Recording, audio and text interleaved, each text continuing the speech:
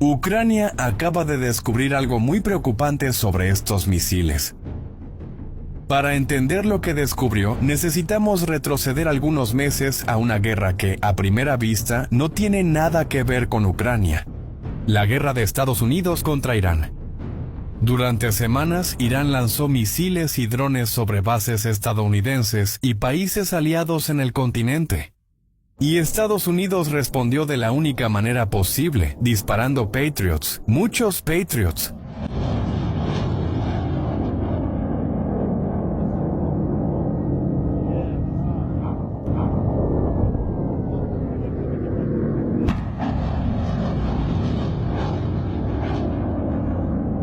¡Pero qué mierda!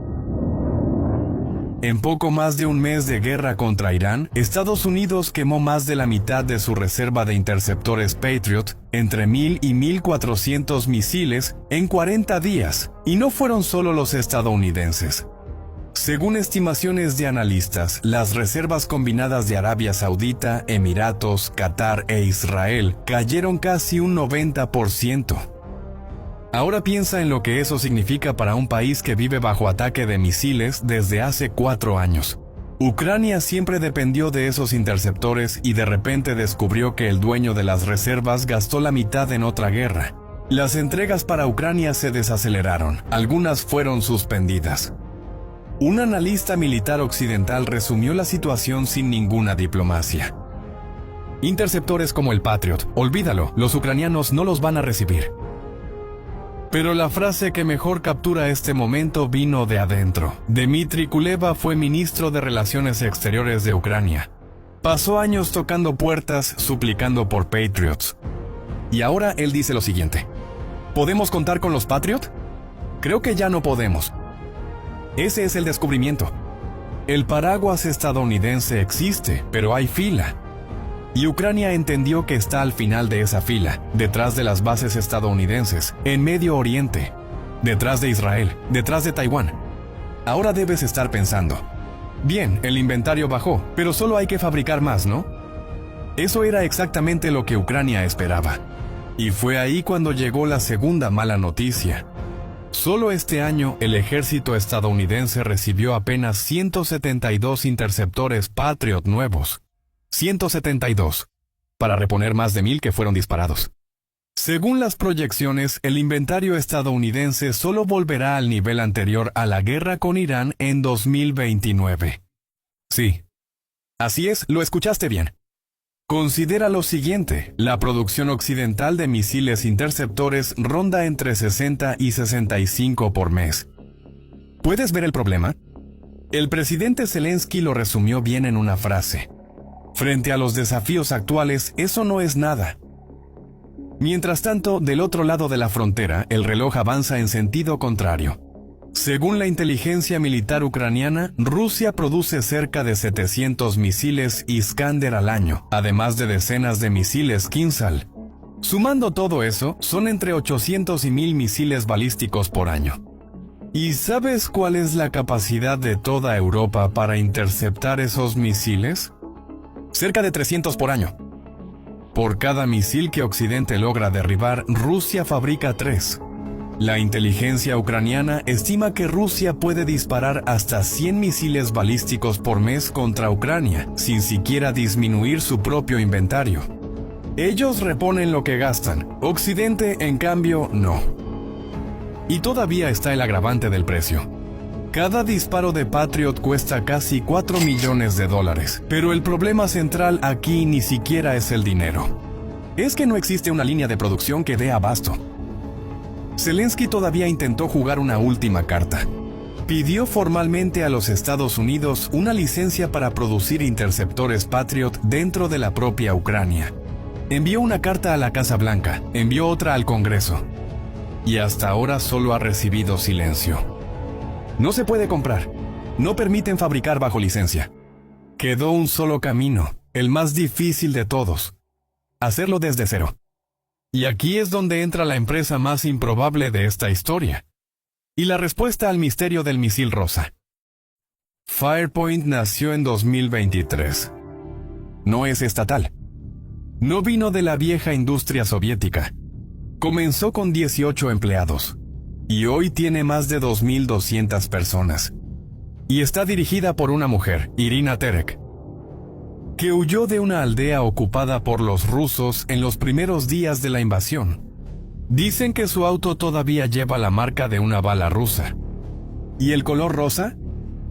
Bueno, ese se volvió el sello de la casa. El origen tiene dos versiones, y las dos son buenas.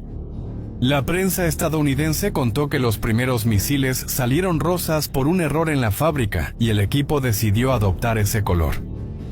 La propia Terek lo cuenta diferente.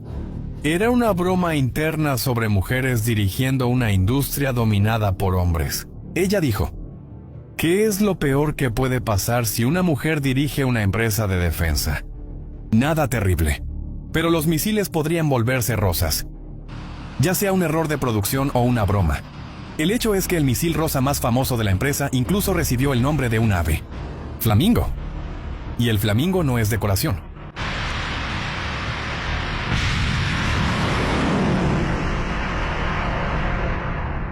En febrero de este año, misiles Flamingo alcanzaron la fábrica de Votkinsk a 1.400 kilómetros dentro de Rusia. Y Votkinsk no es cualquier fábrica, es ahí donde Rusia produce sus propios misiles balísticos, incluyendo los Iskander. O sea, la empresa del misil rosa ya demostró en combate real que sabe hacer que un misil vuele lejos y acierte. Y cuando una empresa de apenas 3 años derriba una fábrica de misiles dentro de Rusia, los gobiernos de Europa prestan atención. Tanta atención que Dinamarca hizo algo sin precedentes. Suspendió temporalmente más de 20 leyes y regulaciones para acelerar la construcción de una fábrica de Firepoint en suelo danés, pegada a una base aérea de cazas F-35. Es la primera fábrica de armas ucraniana dentro de la OTAN. Un país europeo rompiendo su propia burocracia por una empresa ucraniana de 3 años de antigüedad. Una empresa nueva, ambiciosa y rodeada de polémicas, como todo lo que crece demasiado rápido en medio de una guerra. Pero fue esta empresa la que aceptó la misión que nadie más aceptó. Y lo que construyó lleva una ironía escondida en su propio formato. El interceptador se llama FP7.X. Mide 7 metros con 25 de largo. Cuerpo de material compuesto. Y una velocidad de hasta 2.000 metros por segundo. Más de 5 veces la velocidad del sonido. Y ahora, la ironía. La forma de este misil no nació de la nada. Deriva de la geometría de un misil soviético. El mismo diseño que se usa hasta hoy en los sistemas S-300 y S-400. Los sistemas de defensa de la propia Rusia. Déjame repetirlo porque es casi poético. El misil que puede proteger a Ucrania de los ataques rusos tiene el ADN de un misil ruso. Ucrania tomó la herencia de ingeniería soviética que conoce de memoria y está volteando el arma contra el creador. Pero por dentro es otra historia. Y esa historia es europea. En abril, Firepoint firmó un acuerdo con la alemana DL Defense, la misma del famoso sistema Iris-T para proporcionar los ojos del misil, el sensor que detecta el objetivo en la fase final del vuelo.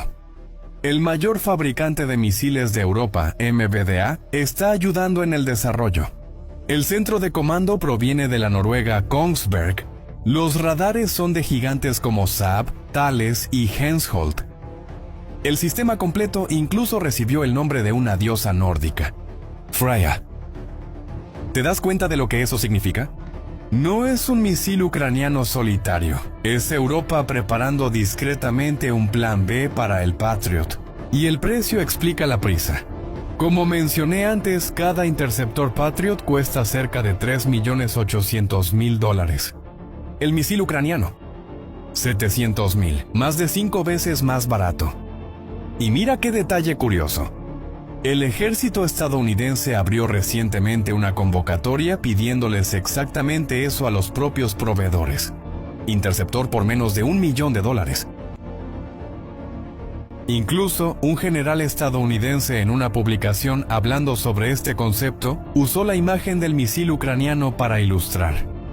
Como puedes ver, el alumno se volvió la referencia. Y lo más interesante, ya se han filmado 3 pruebas. El primer vuelo fue en febrero, el segundo en marzo. Y el de junio, y ese tal vez sea el más importante, porque fue el primer vuelo totalmente guiado con el misil maniobrando en el aire. Según el Financial Times, el misil alcanzó 25 kilómetros de altitud, un territorio que antes pertenecía al Patriot. El cofundador de la empresa confirmó la prueba al periódico y dijo que la producción en masa puede comenzar ya en agosto con 3 misiles por día. Pero claro, el camino por delante aún es largo. La primera interceptación real solo está programada para finales de 2027. Hasta entonces, Freya es una apuesta. Pero fíjense en algo, porque esta es la idea más importante de este video. Aunque él diga, la decisión de construirlo ya contó la verdad. La era en la que la protección estadounidense era un hecho de la realidad. Algo con lo que se contaba como quien cuenta con la salida del sol. Esa era terminó. Ucrania fue solo el primer país en recibir la noticia, porque es el único que descubre esas cosas bajo bombardeos. Muchos países, como es el caso de Israel, por ejemplo, tienen su propio escudo. Ucrania está construyendo el suyo. Y es de color rosa.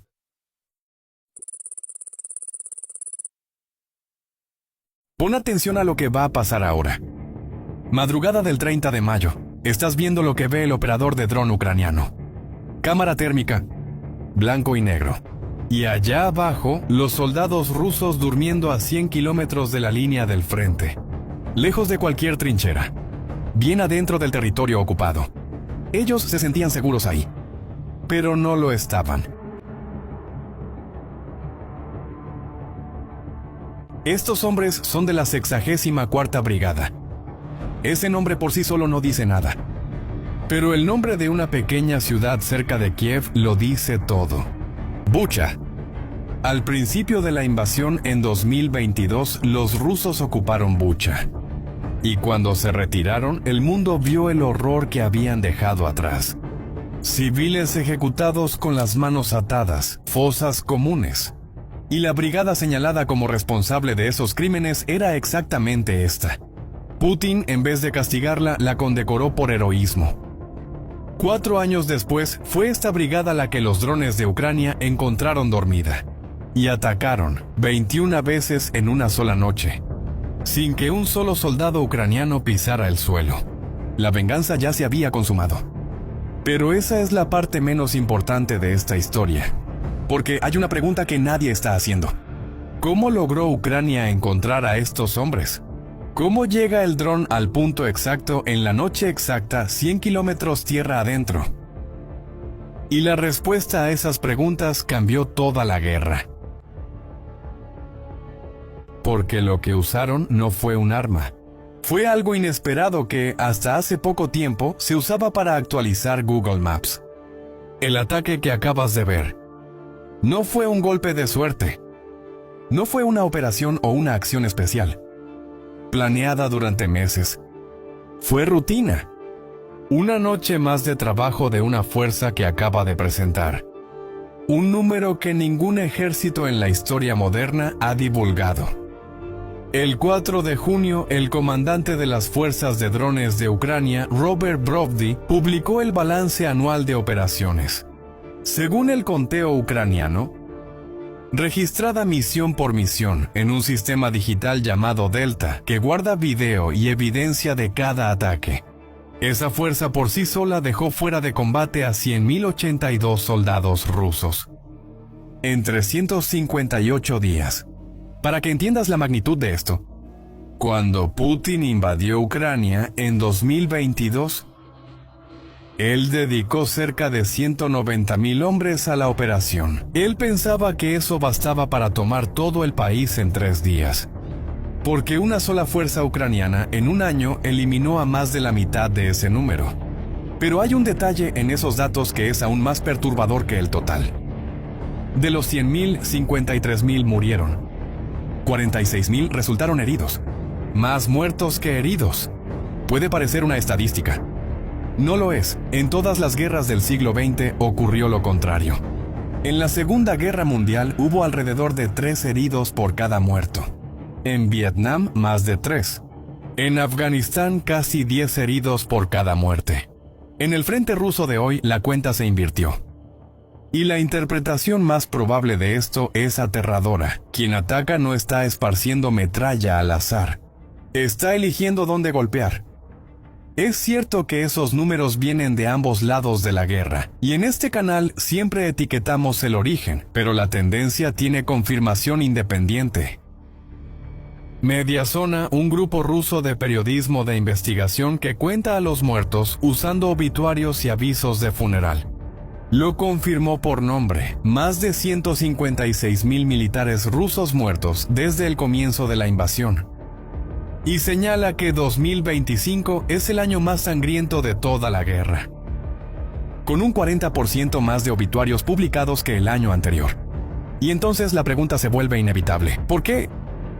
La fuerza responsable de esos 100,000 representa solo el 2% del ejército ucraniano. ¿Cómo es que el 2% del ejército produce un tercio de todo lo que Ucrania destruye en esta guerra?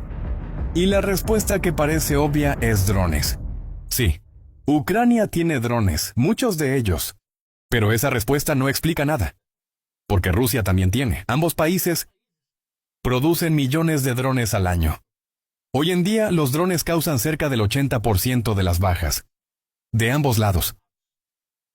Rusia se lo tomó tan en serio que creó un centro entero dedicado a la guerra de drones, el Rubicon, con la misión de alcanzar a Ucrania en tecnología y doctrina. La misma arma. En ambos lados, en cantidades similares, y aún así, solo un lado.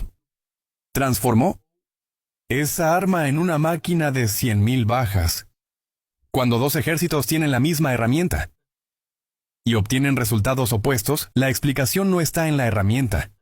Está en lo que se hace con ella. Y lo que Ucrania hizo es lo que vamos a desglosar ahora. La transformación ucraniana ocurrió en 3 movimientos.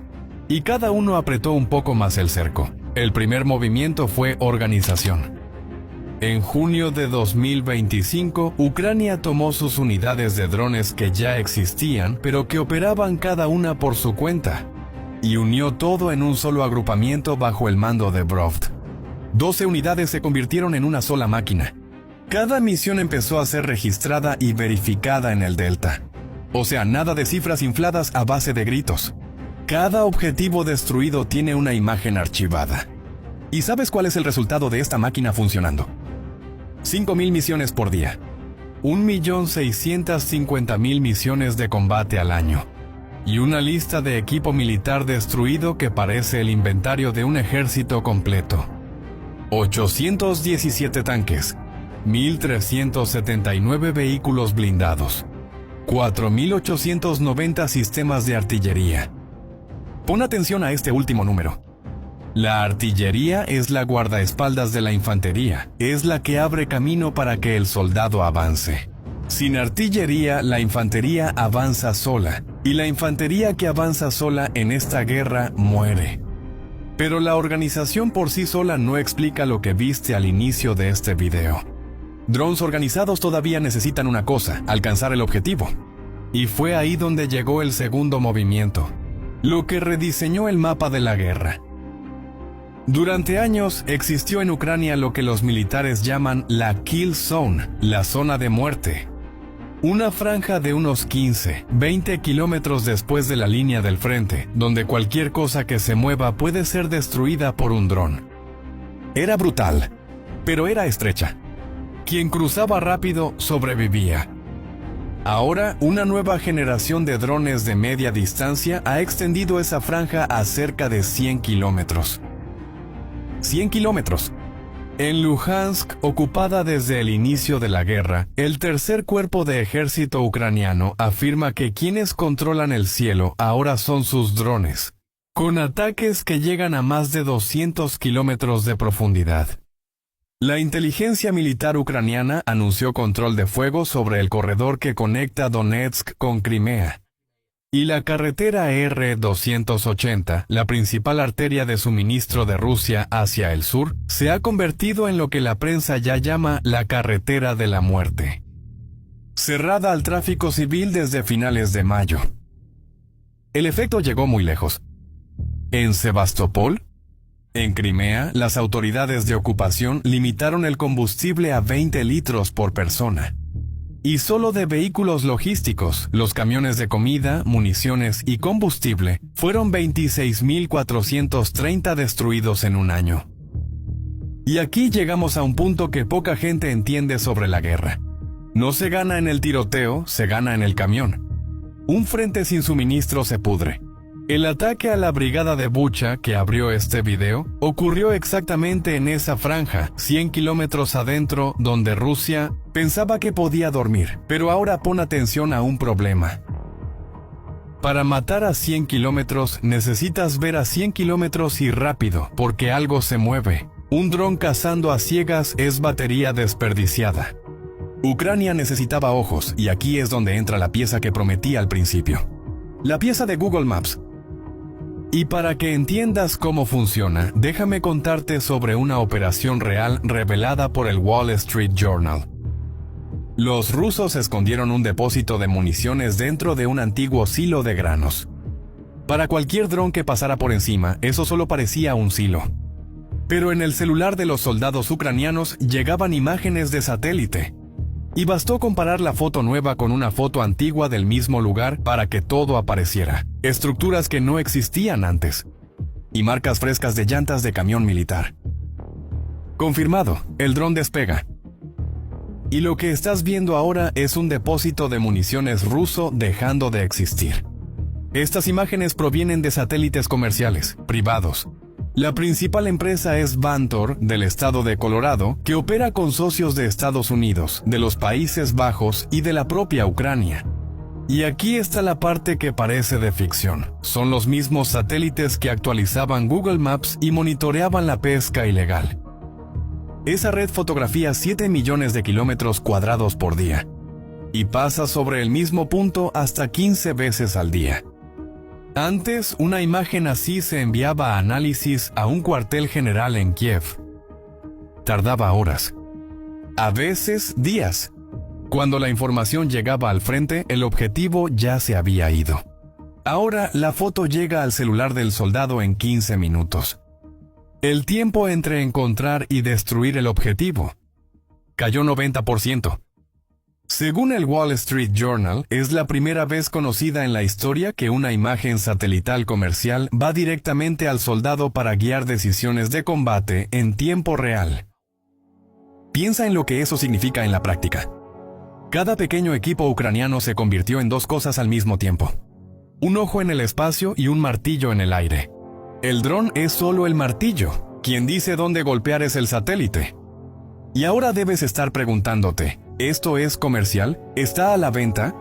¿Por qué Rusia simplemente no lo compra también? Ella intentó de todo, y cada puerta se le cerró en la cara. Comprar imágenes satelitales occidentales no se puede por las sanciones. Ninguna empresa occidental le vende a Rusia. ¿Y qué tal improvisar con Starlink?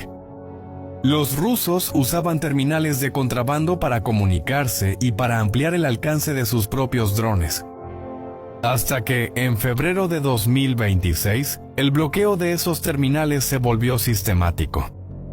Según el Instituto para el Estudio de la Guerra, uno de los centros de análisis más respetados de Occidente, eso frenó de inmediato la capacidad rusa de atacar en profundidad. Rusia sí apostó por drones de fibra óptica, inmunes a las interferencias. Pero la única fábrica de fibra óptica del país, en la ciudad de Saransk, está detenida desde que drones ucranianos la atacaron en mayo de 2025. 4 millones de kilómetros de fibra por año detenidos. Rusia quedó dependiente de China incluso para el cable. Y el golpe más irónico vino del propio Kremlin. Al estrangular Telegram dentro de Rusia, por miedo a la información descontrolada, rompió la comunicación informal que las propias unidades rusas usaban para coordinarse en el frente. ¿Notas el patrón? Y la ventaja de Ucrania no es una tecnología que se pueda robar o copiar. Es un ecosistema. Satélites privados, empresas aliadas, programas, datos fluyendo en minutos. Y un ecosistema no se compra en medio de una guerra. El Rubicón, ese centro ruso de guerra de drones que mencioné antes, está tratando de alcanzarlo, pero va detrás de algo que se mueve más rápido que él. Y el resultado de todo esto ya está dibujado en el mapa. Abril de 2026. Por primera vez desde agosto de 2024, Rusia tuvo una pérdida neta de territorio. Retrocedió más de lo que avanzó. El ritmo del avance ruso cayó de casi 10 kilómetros cuadrados por día el año pasado a menos de 3 este año. El propio instituto reconoce con honestidad que parte de la caída de abril puede ser estacional. El lodo de la primavera detiene cualquier ofensiva. Pero la tendencia ha ido disminuyendo mes tras mes desde noviembre. Y no son solo los analistas quienes lo dicen. Anton Geraschenko, asesor del gobierno ucraniano, resumió la situación así. El avance ruso prácticamente se detuvo en la mayor parte de la línea del frente. Solo un puñado de sectores sigue registrando avances. Y las bajas rusas solo aumentan. Impulsadas, según él, exactamente por la ventaja tecnológica que acabas de conocer. Aquella gran ofensiva de primavera que prometió el Kremlin fue contenida. Está bien, muchachos. No hay paz. Sin drones. Y ahí hay mucha artillería y el enemigo está pasando por un día difícil.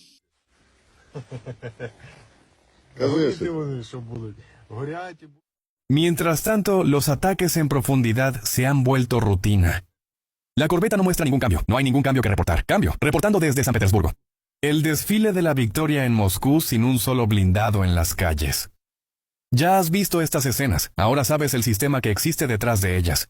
Y según el mismo instituto, Putin opera hoy con una imagen falsa del propio frente, alimentada por los informes inflados que su alto mando le entrega.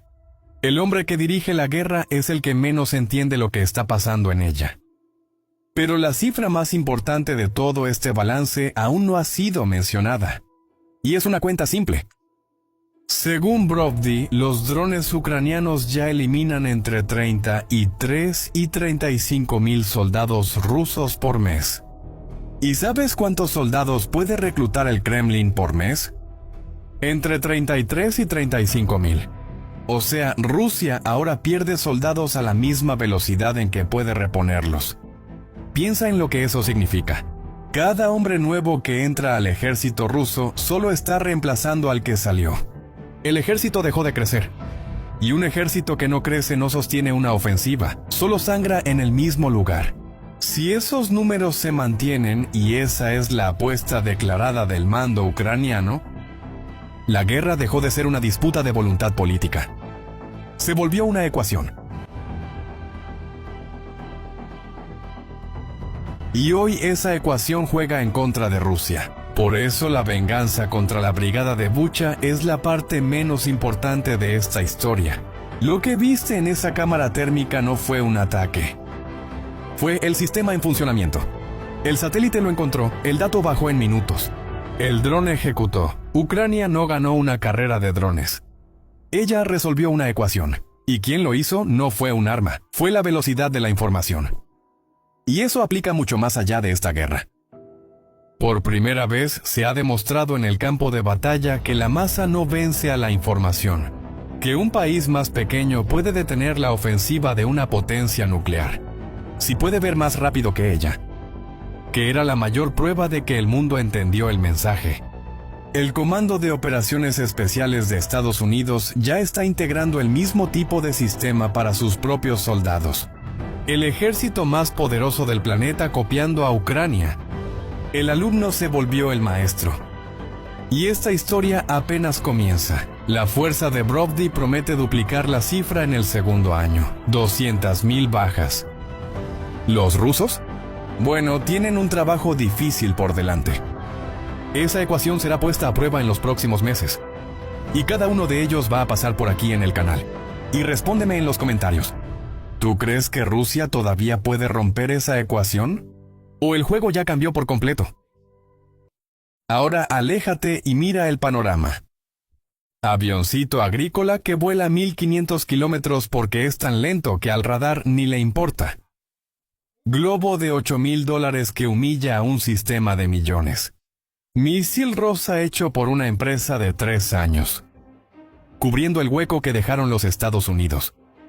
Y cerebro satelital que convierte el 2% del ejército en 1/3 de todo lo que pierde Rusia. Ninguna de esas cosas por sí sola gana la guerra, pero juntas cuentan la misma historia, la historia de un país que dejó de pedir y empezó a construir. Hace 4 años, Ucrania suplicaba por armas prestadas con una lista de reglas sobre dónde podía usar cada una. Hoy, prueba más de 50 armas nuevas al año, produce millones de drones, exporta tecnología a aliados y ve al ejército más poderoso del planeta copiar la doctrina que ella inventó. Bajo bombardeo. El alumno se volvió el maestro. Y por eso esa pregunta del principio importa mucho más allá de esta guerra. Durante siglos, el mundo creyó que la guerra pertenecía a quien tenía el mayor presupuesto, el ejército más grande, la tecnología más cara. Ucrania está demostrando en el campo de batalla real que tal vez eso se acabó, que la cantidad no vence a la creatividad, que el dinero no vence a la creatividad, y que en la próxima guerra la ventaja puede no ser de quien gasta más, sino de quien aprende más rápido. Si este cambio te hizo ver esta guerra de otra manera, deja tu like que ayuda mucho al canal y suscríbete. Porque esta historia está lejos de terminar. Cada arma nueva, cada prueba, cada capítulo de este giro va a pasar por aquí. Y ahora quiero saber tu opinión. En esta nueva era, ¿por quién apuestas? ¿Por el lado que tiene el mayor arsenal o por el lado que es más rápido, más barato y más creativo? Escribe aquí abajo, leo todos los comentarios. Gracias por acompañarme.